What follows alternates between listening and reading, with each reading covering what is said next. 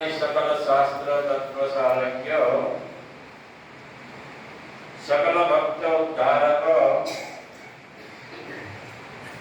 सच्चिदानंद स्वरूप ब्रह्मलीन सद्गुरु परमात्मा परम पवित्र चरण कमलों में कोटि कोटि वंदन। उपस्थित धर्मपरायण भाइयों, भक्तिमती माताओं और बहनों, परम कृपालु परमात्मा की महती अनुकंपाथी आ भव्य श्रेष्ठ भारत देश ની અંદર સર્વ જન્મમાં ઉત્તમ જન્મ મનુષ્યનો છે આપણને પ્રાપ્ત થયો છે। આ ઉત્સવ માનવ જીવનમાં પણ વર્ષના 12 મહિનામાં શ્રાવણ મહિનો શ્રેષ્ઠ ગણાય છે। એવા શ્રેષ્ઠ શ્રાવણ માસમાં 18 પુરાણમાં સર્વશ્રેષ્ઠ ભાગવત પુરાણ છે એ શ્રવણ કરવાનો આપણને લાભ મળે છે। આ ભાગવતના પ્રથમ સ્કંદમાં આપણે વિચાર કરી રહ્યા હતા। સોનકજીએ જે પ્રશ્ન 6 કર્યા હતા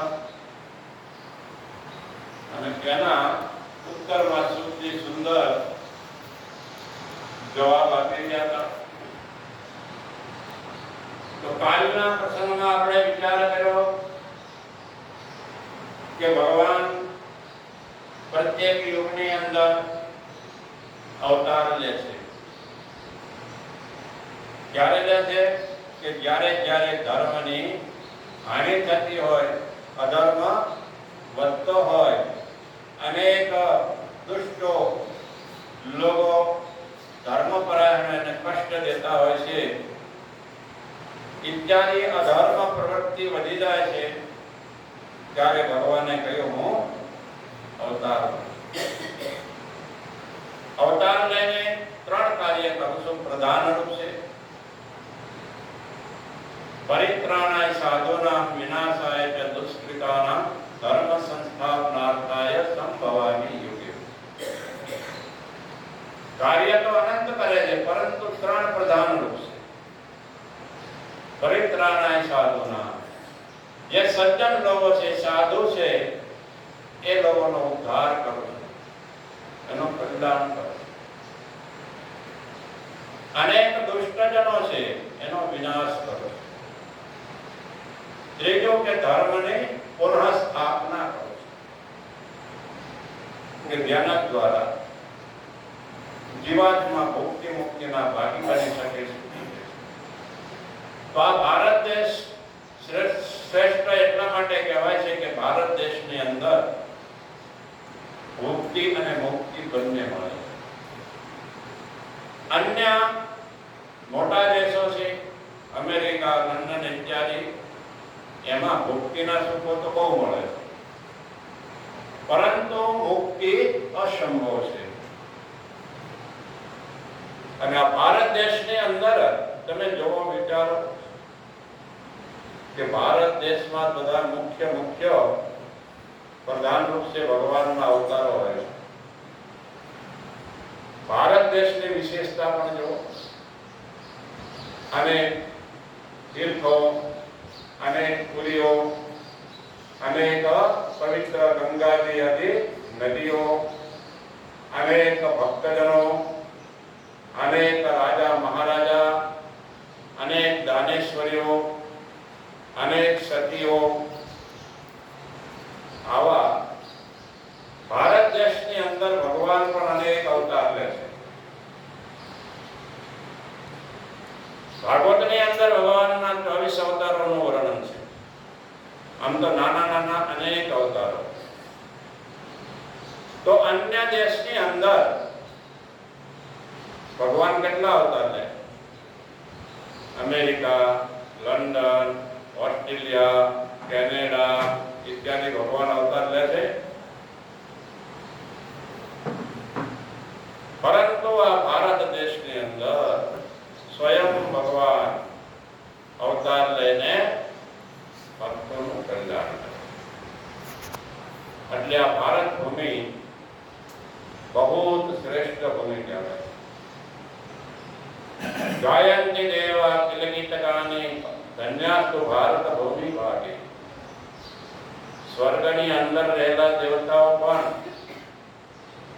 ભારત ભૂમિના ગુણગાન કરે છે અને ભગવાનને પ્રાર્થના કરે છે કે અમને અવતાર જન્મ મળે તો ભારત દેશની અંદર મળે. એમાં પાછો મનુષ્ય જન્મ. કેટલું આપણું અહોભાગ્ય કે જે જન્મની અંદર આપણે 84 લાખ જન્મનું ભાતું પણ ભરી શકીએ. આ જન્મની અંદર આપણે ભગવાનની ભક્તિ કરીને ભગવાનને પણ મેળવી શકીએ. આ જન્મની અંદર આત્મ પરમાત્માનું એક જ્ઞાન કરીને મોક્ષ પણ મેળવી શકીએ. નરમાજી નારાયણ સ્વરૂપ આપણે કરી દઈએ, બ્રહ્મ સ્વરૂપ. એવો સુંદર માનવ જન્મ મળ્યો છે. તો આ માનવ જીવનની અંદર આપણને આ સુંદર શ્રીમદ ભાગવત શાસ્ત્રની અંદર સોનકીએ પ્રશ્ન કર્યો તો કે અવતાર કે ભગવાનના મુખ્ય કયા કયા અવતારો છે?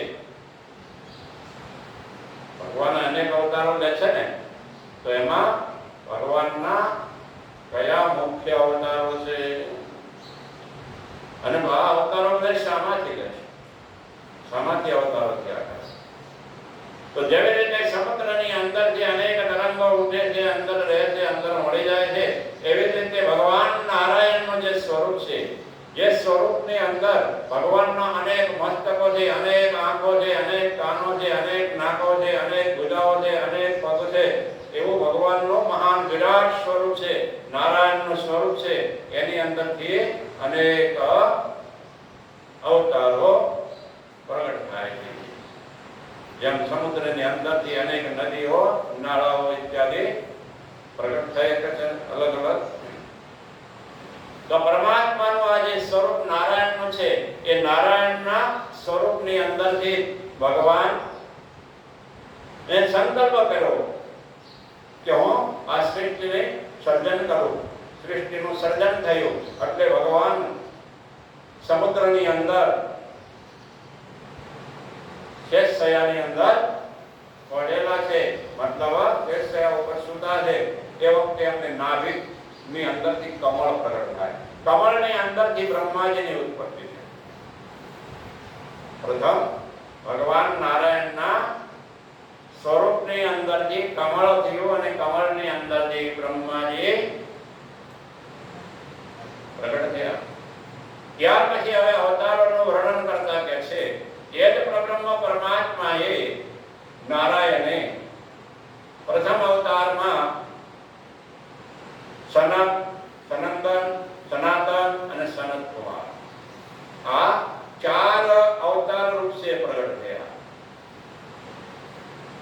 આ ચારે જે અવતારો છે એ કાયમ માટેના બાળ સ્વરૂપમાં જ રહે. સનક સંગાદીનું ચારે ભાઈનું સ્વરૂપ કેવું રહે છે? ક્યારે વૃદ્ધાવસ્થા નથી આવતી, બાળકના રૂપમાં કાયમ અને હરિનું સ્મરણ કરતા હોય છે. હરિ શરણમ કરતા વિચરણ કરતા રહે છે. અને હરિનું સ્મરણ કરતા કરતા એ અનેક કઠોર તપસ્યા પણ કરે છે અને અનેક પ્રકારનો ઉપદેશ આપે છે. નારદજીને પણ જ્યારે